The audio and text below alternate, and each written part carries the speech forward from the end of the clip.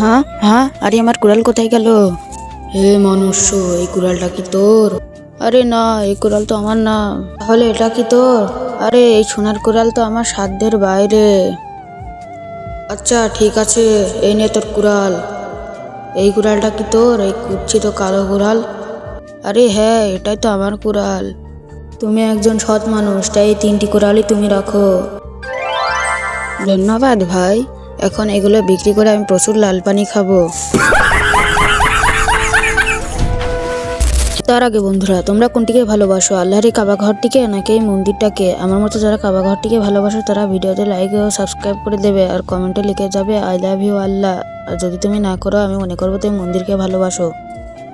আরে আমার কুড়ালটা এই নদীতে পড়ে গেল, কেউ কি আমাকে সাহায্য করবেন? আরে মহারাজ, এই আমার স্বামীকে মেরেছে।